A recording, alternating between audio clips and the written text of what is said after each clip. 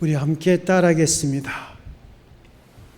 예수께서 말씀하셨습니다. 다시 한번 예수께서 말씀하셨습니다.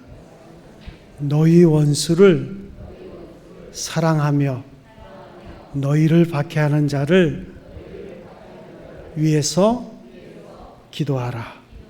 다시 한번 너희 원수를 사랑하며 너희를 박해하는 자를 위해서 기도하라. 오늘 본문에 우리가 읽은 말씀이에요. 이 말씀이 참 부담이 됩니다. 예수 믿는 게 어려운 게 바로 이런 거예요. 우리가 듣기는 엄청 듣는데 그렇게 살지 못하니까 어찌 보면 신앙에 갈등이 올 때가 있어요. 구약 성경에 보면 내 이웃을 내 몸과 같이 사랑하라 하는 말씀이 나오지 않습니까? 이게 굉장히 부담스러운 말씀이거든요. 그래서 그때 당시에 성경을 가르치던 바리새인들은 이 말씀을 바꿨어요. 어떻게 바꿨습니까? 오늘 성경 본문에 보니까 마음이 부담스러워서 이렇게 바뀌었어요. 사람들이 납득할 수 있고 아 그렇구나. 그래야지 동의할 수 있는 수준으로 이 말씀을 바꿔서 가르쳤는데 어떻게 가르쳤냐면 내 이웃을 사랑하고 내 원수를 미워하라. 이렇게 바꿨어요. 여러분 내 이웃을 사랑하고 내 원수를 미워하라. 얼마나 쉬운 말입니까? 사람들은 그렇게 가르치는 것을 좋아했어요. 우리가 가만히 보면 바리새인들은 중요한 말 하나를 빼버리고 가르쳤는데 내 이웃을 내 몸과 같이 사랑하라. 이거 안 되거든요. 내 몸과 같이 사랑하라. 이걸 뺐어요. 그리고 내 이웃을 사랑하라. 거기만 가르쳤어요. 쉽지 않아요? 그리고 내 원수를 사랑하라 하는 말을 빼버리고 대신에 뭐라고 가르쳤습니까? 내 원수는 미워해도 괜찮다. 이렇게 가르친 거예요.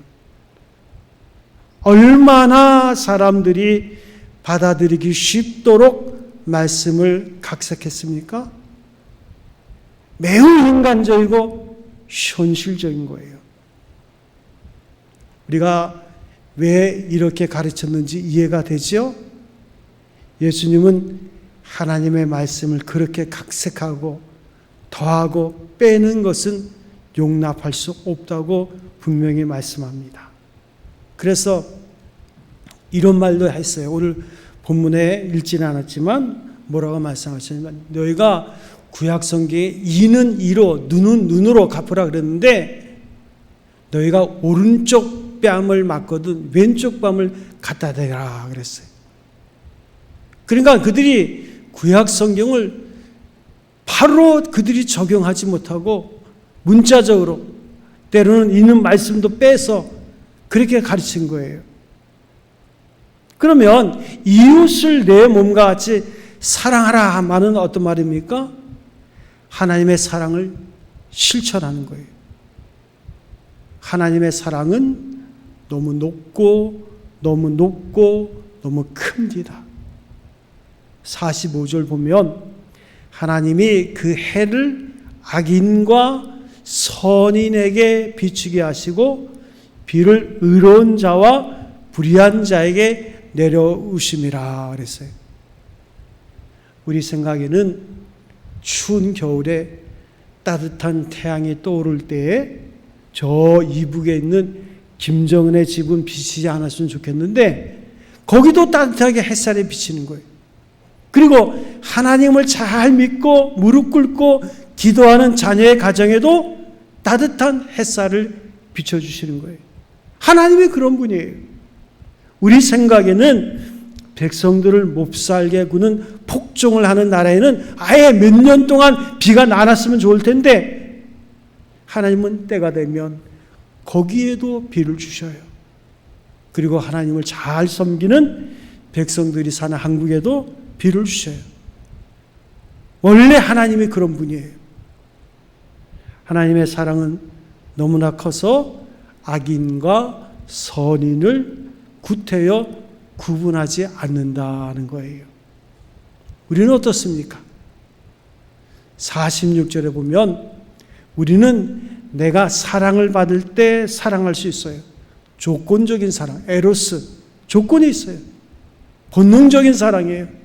그래서 내가 낳은 자식, 내 부모, 내 형제는 자연스럽게 사랑합니다. 끼리끼리 사랑해요. 이런 사랑은 하나님이 말씀하고 있는 사랑과는 거리가 있습니다. 악명 높은 세리도 자기 자식은 사랑해요. 하나님을 모르는 이방인도 다 아는 사랑이에요. 노력하지 않아도 할 수 있는 사랑.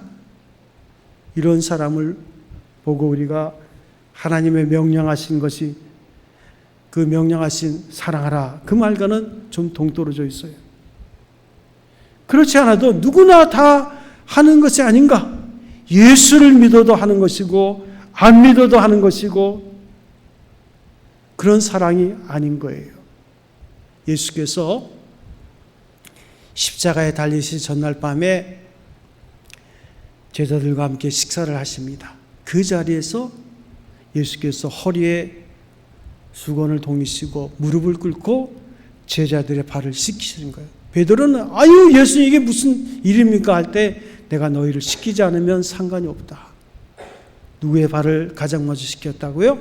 가룟 유다의 발을 끝까지 사랑하셨어요. 그리고 하신 말씀, 내가 너희를 사랑한 것처럼 새 계명을 주노니 너희도 서로 사랑하라. 예수께서 이 땅에 오심으로 잘못된 구약에 대한 전통, 또 율법에 대한 잘못된 적용, 이런 모든 것을 예수님께서 완성하신 거예요.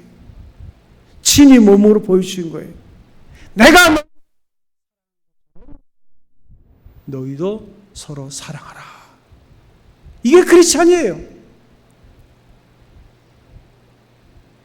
이것이 말로 아가페 사랑입니다.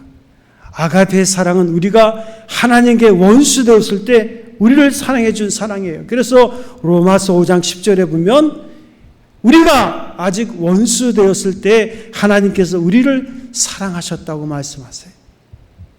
우리가 원수 되었을 때 무조건 사랑해 주신 그 사랑이 아가페 사랑이에요. 그 아가페는 허물을 덮어주는 사랑입니다. 그 하나님께서 말씀하신 아가페 사랑은 죄인을 불쌍히 여기는 사랑입니다. 자기를 희생하고 행동에 옮기는 사랑입니다. 죄는 미워하지만 죄인은 끝까지 사랑하는 사랑이에요. 아가페는 10번, 100번 똑같은 죄를 범한 사람이라도 불쌍히 여기는 사랑입니다. 하나님은 이 사랑을 예수님이 죽으신 십자가에서 보여주신 거예요. 누구든지 그 잔인한 강도도 예수님을 나의 구원자라고 고백하면 믿음으로 그 십자가 앞에 나오기만 하면 그 사랑을 십자가에서 발견하게 되는 거예요. 아가페 사랑, 원수까지도 사랑한 사랑, 지금도 변함이 없이 흘러내리는 그 사랑을 우리는 십자가의 주님 앞으로 나가면 발견하게 되는 거예요. 하나님이 우리에게 주신 선물입니다. 이 사랑을 할 수 있도록 하나님은 우리에게 구원의 선물을 준 거예요. 그리고 그 사랑을 하라고 말씀하세요. 왜 그렇습니까?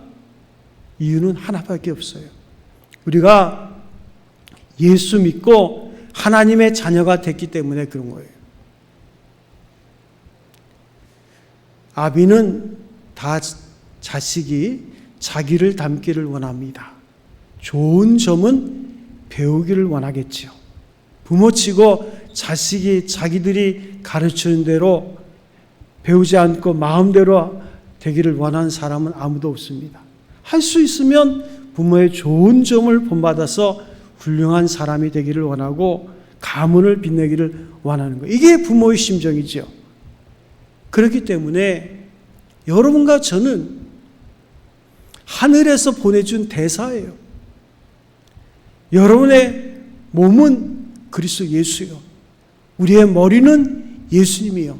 우리는 그 몸에 붙어있는 지체입니다. 하나님께서 우리에게 말씀하세요. 네가 나의 자녀라면 너는 나처럼 해야 된다. 내가 아가페의 사랑을 너에게 주었는데 너희도 나를 닮으려면 이와 같이 해야 된다고 말씀하시는 거예요. 다시 성경을 보세요. 45절에 하나님처럼 원수를 사랑하면 이같이 한즉 하늘에 계신 너희 아버지의 아들 자녀가 될 것이다. 이 말을 또 한번 바꿔서 46절에 뭐라고 했습니까? 그러므로 하늘에 계신 너희 아버지의 온전하신과 같이 너희도 온전하라. 아버지가 온전하신 것처럼 너희도 온전히 하라는 거예요. 이 온전한 말이 따라오는 거예요. 하나님처럼 되는 것, 하나님이 자녀처럼 되는 것, 예수님처럼 되는 것이고 예수님처럼 되는 것은 온전한 자가 되라는 말이에요. 그렇다면 우리 하나님께서 우리에게 자기처럼 온전하라고 하신 말의 뜻은 무엇일까요? 하나님께서 우리를 처음 창조하실 때 하나님이 가지고 있던 목적이 있습니다. 진흙으로 만들었지만 코에 생기를 부어넣으셔서 하나님의 형상대로 우리를 지으셨어요. 그래서 처음 지은 인간은 에덴 동산에서 모든 것을 다 정복하고 다스렸어요. 그 지혜가 엄청납니다. 모든 동물의 이름을 줬고 그 에덴 동산에 흘러들어온 4개의 강을 다스릴 정도였으니까 엄청난 능력이 그에 있어요. 왕의 권세가 그 아담과 하에게는 있었어요. 하나님께서 우리 인간을 지은 목적은 이렇게 왕의 자녀로, 하나님의 자녀로, 하나님의 형상을 가진 자로 능력 있는 자의 삶을 살기를 원했던 거예요. 그렇게 늘 하나님의 창조받은 자로 이제 하나님의 권세를 행사할 때 그때 인생의 모습은 참 아름다웠습니다. 그런데 그 몹쓸 마귀가 유혹해가지고 죄를 범할 때 하나님과의 관계가 깨지기 시작합니다. 하나님께서 우리에게 주신 하나님의 형상이 파괴되어 버렸어요. 하나님과의 소통이 끊어졌어요. 낙원을 잃어버렸어요. 실낙원이 됐어요. 그러니까 구원이라는 것은 원래 잃어버린 낙원을 회복하는 것이 구원입니다. 그래서 지금 우리에게 남아있는 것은 사단의 모습이 남아있는 거예요. 우리 요즘 매스컴을 통해서 미디어를 통해서 우리가 보는 사건들을 보세요. 인간이 저럴 수 있나? 인간이 저럴 수 있나? 권력을 가진 자나 뭘 소유한 자나 마귀의 형상이 우리에게 있는 거예요. 아무리 교육을 많이 시켜도 하나님의 형상보다 마귀의 형상을 더 담고 있는 것이 우리들의 모습입니다. 아무리 잘 살고 아무리 부유하고 명예를 누려도 가만히 보면 마귀의 형상들이에요. 거짓말하는 거 보세요. 사단의 형상입니다. 하고 다니는 꼴을 보세요. 자기밖에 모르는 꼴을 보세요. 모두가 사단의 형상이에요. 그래서 하나님의 형상이 사정없이 무너지고 파괴된 거예요. 이걸 보시고 너무 안타까워하신 하나님이 예수님을 세상에 보내시고 하나님이 세상을 사랑하사 이처럼 사랑하사 독생자를 주셨으니 이런 저를 믿는 자마다 멸망치 않고 영생을 얻게 하려 하십니다. 영생이라는 것은 하나님과 동행하고 하나님처럼 사는 삶이 영생이에요. 시간적인 길이가 아닙니다. 하나님의 예수님을 세상에 보내시고 예수님을 통해서 하나님의 어떤 분이신가를 보여주신 거예요. 예수님은 보이는 하나님으로 오신 거예요. 그리고 너희들이 나를 믿으면 너희는 하나님의 자녀가 되고 하나님의 형상을 회복하는 거룩한 백성, 온전한 사람이 될 수 있다는 거예요. 이게 구원입니다. 구원은 내가 예수 믿고 죽어서 천국 가는 것 이것만이 아니에요. 지금 내가 살고 있는 이 세상에서 하나님처럼 사는 거예요. 지금부터 그렇게 사는 거예요. 우리가 예수님처럼 하나님처럼 온전한 자가 되기 위해서는 하나님이 사랑하신 것처럼 사랑해야 되는 거예요. 바로 이 세상에 살 때부터 이 사랑을 실천하는 거예요. 천국에 가면 원수가 없어요. 오늘 한국교회 꼴을 보세요. 이 세상에서 하나님처럼 닮아가는 거룩한 존재라는 사실을 잃어버리고 세상 사람과 똑같이 놀아나고 있습니까? 그러니까 세상 사람들 볼 때 왜 교회 다니는 사람은 예수를 안 믿냐 그래요. 아니 그 모습에 예수의 형상도 없고 예수의 모습도 없고 예수의 말투도 없고 예수의 행동도 없고 그러니까 세상 사람들이 교회를 걱정하는 거예요. 아니 왜 교회에 다니는 사람은 욕심도 저렇게 많고 저 사람들이 예수 믿는 거야? 아니 성경을 보면 예수님은 안 그런데 예수 믿는 사람, 믿는다고 하는 사람들을 보면 형편없으니까 그들이 하는 말이 왜 교회 다니는 사람은 예수를 안 믿을까? 신앙의 경륜을 자랑합니까? 신앙의 경륜이 오래되면 오래될수록 그렇게 살지 못하면 더 문제가 큰 거예요. 성경을 보면 본래 구원은 그게 아니에요. 구원은 이 세상에 있을 때부터 하나님처럼 되는 거예요. 그래서 하나님이 원수를 사랑했습니까? 우리도 원수를 사랑해야 돼요. 원수가 굶주리는 것을 보면 먹을 것을 갖다 주고 목마른 것을 보면 마실 물을 줘야 돼요. 그래서 그가 우리를 바라볼 때 부끄럽게 하라 그랬어요. 그를 위해서 기도해 주라 그랬어요. 그들을 미워하고 원수 같겠다는 생각을 하면 안 된다는 거예요. 여러분, 우리가 감정이 변해서 저를 사랑한다 그러면 안 돼요. 감정을 가지고는 절대로 사랑을 실천할 수 없어요. 감정이 변하게 되기를 기다리면 죽을 때까지 사랑 실천은 안 돼요. 하나님이 내게 명령하셨어요. 내 안에 성령이 거하셔요. 원수를 자연스럽게 사랑할 사람은 아무도 없습니다. 그런 사랑을 기대하면 안 돼요. 하나님이 자기처럼 사랑하라고 그러셨으니까 나도 실천해야지. 내가 하나님의 자녀라면 적어도 하나님처럼 하시는 것을 흉내라도 내야지. 그런 마음을 가지고 의지적으로 순종하는 것이 원수 사랑이 되는 거예요. 우리가 하나님의 자녀라고 하면서 하나님을 아버지라 부르는데 그 하나님은 어떻게 사랑하셨는가를 잘 알면서 우리는 그 사랑을 본받으려고 하지 않는다면 이거야말로 모순된 삶이 어디 있겠어요. 정말 하나님처럼 사랑하려고 노력한 사람을 한 사람 꼽아보라고 한다면 우리 기독교, 한국 기독교 역사 가운데 손양원 목사님이라는 분이 있어요. 그분은 진짜 교회 영광이요, 자랑이요, 면류관을 하지 않을 수 없는데 그 손양원 목사님의 딸이 손동희 권사님인데 그분이 책을 냈어요. 나의 아버지 손양원 목사라는 책을 냈는데요. 그때 당시에 이 손동희 권사님은 중학생이었습니다. 중학생 때 여수 순천 반란 사건이 일어난 거예요. 손양원 목사님은 이제 옥에 복음을 전하다가 옥에 갇혔다가 다시 풀려나서 전라도 여수에 있는 나병 환자들의 교회인 여수 애양원 교회를 섬기고 있었습니다. 문둥병자들, 그들을 뜨거운 사랑을 가지고 섬기면서 목회를 했는데 불과 3년이 가기 전에 여수 순천 반란 사건이 일어나서 하루아침에 많은 중학교, 고등학교 청년들이 공산당으로 돌변해 버린 거예요.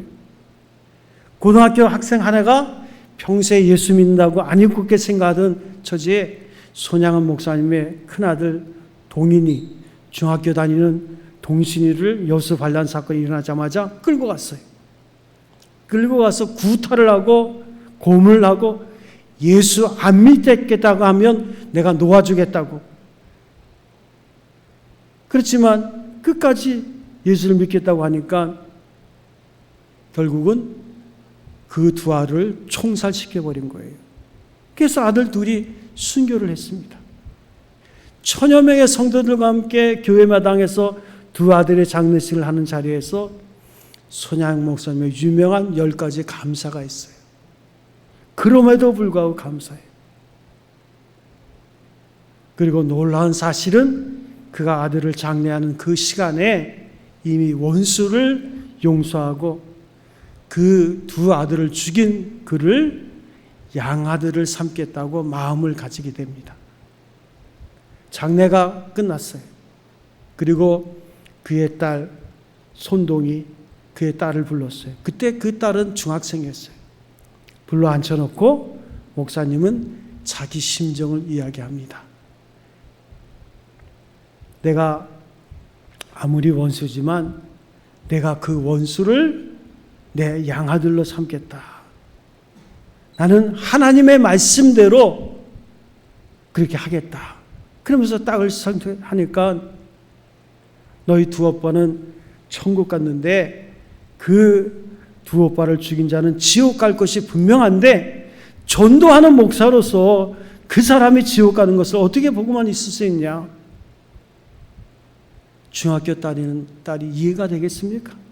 아버지의 옷을 붙잡고 반 미친 것처럼 원수는 갚아야 된다고. 왜 아버지는 예수를 믿어도 그렇게 별나게 예수를 믿냐고 통곡하며 아우성을 치는 거예요. 그 딸을 또 달래면서 이렇게 말합니다. 동이야, 성경 말씀을 자세히 봐라. 분명히 원수를 사랑하라고 하였어. 용서만 가지고는 안 돼. 그 학생을 살려주는 것만으로도 부족해. 원수를 사랑했으니 사랑하기 위해서 내 아들로 삼아야 돼. 너 이거 꼭 기억해야 된다. 아버지의 뜻을 따라달라고. 이렇게 눈물로 간절히 딸을 설득하니까 나중에는 딸이 그 아버지의 뜻을 따르기로 약속합니다. 그래서 지금 그 범인이 처형된 직전에 있는 그 순간에 형장으로 달려가는 거예요. 그래서 그 지휘관에게 목사님이 모든 사정을 얘기하니까 그 지휘관이 감동을 받았어요. 그래서 그 범인을 형장에서 빼내주고 살려줬어요. 그리고 그 사람은 손양은 목사님의 양아들이 되어서 손 목사님이 집에 다닐 때마다 딸에 다니면서 은혜를 받았습니다. 양아들이 된 그 사람은 나중에 새 사람이 되었지만 세상을 떠났는데 떠나기 직전에 손동희 권사님, 손 목사님의 딸을 찾아와가지고 이런 말을 했다고 합니다. 동희야, 나는 곧 하나님 나라로 간다. 내가 죽어서 천당에 가면 내 두 오빠에게 무릎을 꿇고 사죄할 거야. 이 말을 하고 세상을 떠났다고 해요. 여러분, 이런 위대한 원수 사랑이 가능합니까? 가능하지 않습니까? 우리가 볼 때는 가능하지 않아요. 그러나 내가 하나님 말씀대로 살아야 되겠다고, 나도 예수님처럼 돼야 되겠다고, 나는 하나님의 자녀야, 하나님의 원수로 원수를 사랑을 했으니까 분명히 내가 할 수 있으니까 그렇게 하신 말씀 아니야? 신중하게 그 말씀을 무겁게 받아들이고 인간의 본능을 뛰어넘어서 인간의 감정을 극복하고 이런 사랑을 실천하기를 원할 때에 하나님께서 하게 하시는 거예요. 사랑하는 성도 여러분, 만약에 우리의 마음속으로 아니야, 이건 이상일 뿐이야, 독특한 사람만이 할 수 있는 거야, 나 같은 사람은 안 돼, 내가 낳은 자식도 비상하면 1년 360일 미워하고 사는 판국인데 무슨 원수 사랑이 어딨어? 이렇게 계속 생각하고 그런 음성이 들린다면 그건 하나님의 음성이 아닙니다. 성령의 음성이 아니에요. 그건 사단의 음성이에요. 우리가 누구의 음성에 귀를 기울여야 됩니까? 기도한다는 것은 하나님의 음성을 듣는 거예요. 내가 하나님의 자녀 아닙니까? 여러분 누구의 자녀예요? 우리가 하나님을 닮은 온전한 자가 되기를 위해서, 그러기 위해서는 하나님처럼 나도 사랑해야 돼. 성령의 음성을 들어야 되는 거예요. 사람이 어떻게 그렇게 사랑할 수 있어? 감정의 동물인데 자꾸 이렇게 말하는 마귀의 음성에 귀를 기울이면 여러분은 신앙생활을 제대로 할 수가 없습니다. 신앙생활 경륜이 오래됐다고 자랑하지 마세요. 30년, 40년 믿어도 똑같아. 예수 믿기 전이나 믿은 후의 삶이 달라질 수가 없는 거예요. 하나님은 우리가 예수를 믿자마자 우리가 하여금 더 거듭나게 하셨고, 거듭난다는 것이 뭡니까? 하나님을 닮을 수 있는 생명의 씨를 내 안에 심어주셨다는 거예요. 그 씨가 지금 우리 안에서 자라고 있어요. 우리 교회 앞마당에 보면요, 수박 하나가 지금 자라고 있습니다. 이웃에 있는 어떤 분이 와서 목사님 수박이 자란다 그래서 무슨 수박이야? 그치 호박이지. 호박도 수박도 구분 못하냐고. 근데 자꾸 수박이래. 나중에 보니 이렇게 잘 살펴보니까 아주 수박 하나가 자라고 있더라고요. 우리 성도들이 먹고 뿌린 씨앗이 수박씨가 저절로 자라는 거예요. 걔 수박 하나 열렸습니다. 거짓말 같아요? 이따 끝나고 가서 보세요. 수박이 하나 지금 자라고 있어요. 마당에서. 우리 권사님이 잘 키우고 있어요. 씨앗이 자라면 자랄수록 우리는 누구를 닮아가겠습니까? 하나님을 닮게 되어 있는 거예요. 하나님은 우리가 자기를 닮은 자가 되도록 하기 위해서 성령을 우리에게 주셨습니다. 오늘 이 시간 성령께서 하나님의 사랑을 우리 마음에 부어주시면, 하나님의 마음을 우리 마음에 심어주시면 내 안에 있는 모든 감정들이 녹아버리는 거예요. 그리고 하나님의 심정을 가지고 사람을 보게 되는 거예요. 나중에는 원수를 봐도 원수처럼 안 보여요. 왜요? 우리가 하나님을 닮은 사람으로 바뀌었으니까. 이와 같은 은혜를 주님께서 여러분에게 주신 줄로 믿습니다. 그래서 사랑하는 성도 여러분, 그냥 형식적인 예배로 끝나지 마세요. 그냥 예배당 문 열고 나가면 별짓 하는 그런 인생이 아니라 진짜 은혜 받고 그렇게 살아요. 하나님이 그런 마음을 주셨잖아요. 예수의 십자가 죽음이 헛된 것입니까? 하나님이 인간의 몸을 입고 이 땅에 오셔서 죽은 게 헛된 거예요? 우리를 위해서 죽기까지 사랑하셨는데, 그렇다면 우리도 이제는 그 마음을 가지고 사는 거예요. 그럴 때 우리의 삶 속에 하나님의 놀라운 역사가 임할 줄로 믿습니다. 우리가 찬송 하나 부를게요. 낮엔 해처럼 밤의 달처럼. 우리 찬송의 가사를 생각하면서 우리 세기부흥 찬송가 14장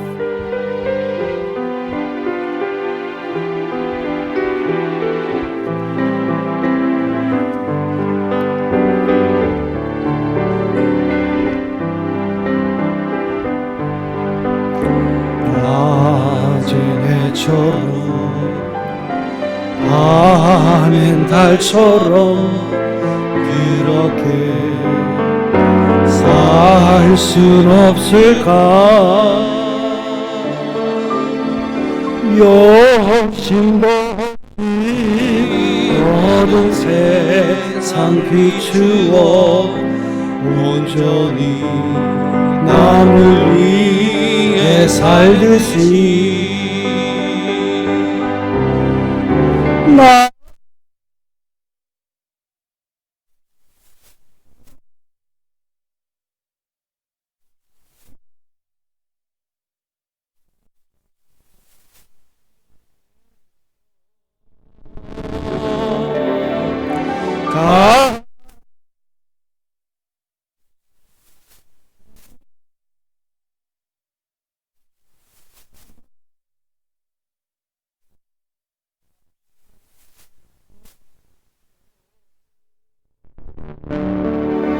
나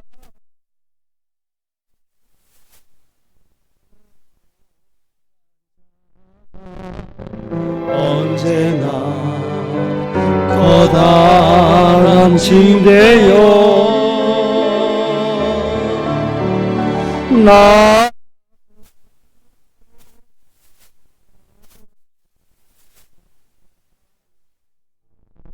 주여 나를 도와주소서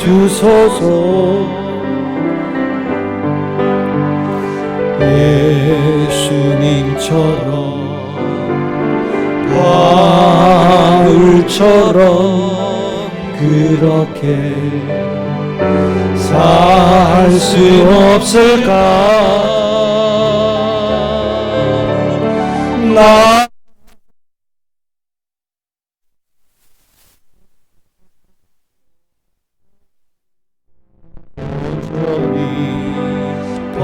버리셨던 것처럼 주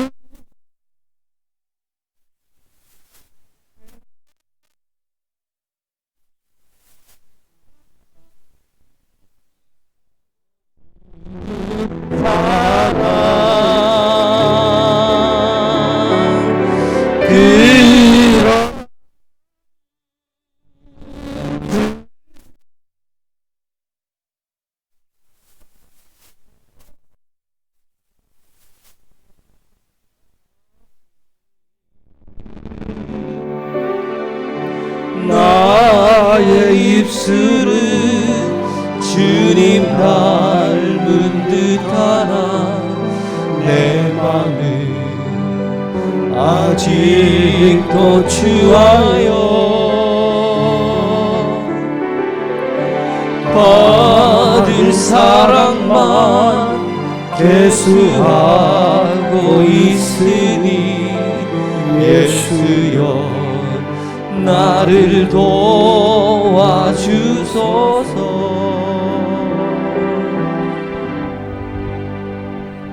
우리 아버지, 주님을 닮기 원합니다. 주께서는 십자가에서 우리의 죄값을 치르시고 죽기까지 우리를 사랑하시고 너희는 이렇게 살아라. 우리 안에 주의 성령이 거하게 하시고 지금도 우리가 어떤 일을 만나든지 하나님 살아계심을 믿고 주님 앞에 기도할 때 지혜를 주시고 넉넉히 이길 수 있는 삶을 우리에게 주신 줄로 믿습니다. 우리가 당한 삶의 사건들, 환경으로부터 자유케 하시고 사랑과의 관계 속에서 얽히고 설킨 모든 문제들, 잘못된 나의 감정에 사로잡혀서 용서하지 못하고 사랑하지 못하고 긍휼히 여기지 못하고 원수 아닌 원수된 삶을 사는 우리들의 모습, 이 모순된 삶을 하나님 불쌍히 여겨주시고 주님, 우리가 자녀됨을 알게 하여 주시옵소서. 주의 성령의 우리 안에 거하심으로 우리가 잃어버린 시간들을 하나님 앞에 회개하며 우리가 다시금 주님 앞에서 주님을 닮은 자의 삶을 살 때 복 있는 자의 삶이 되게 하여 주시옵소서. 모든 것 가운데 더하시고 넉넉하게 하시고 풍성하게 하시고 나누고 베품에도 남을 수 있는 삶이 될 수 있도록 인도하여 주셔서 우리가 하나님 나라 갈 때뿐만 아니라 이 땅에서도 행복한 인생이 될 수 있도록 인도하여 주옵소서.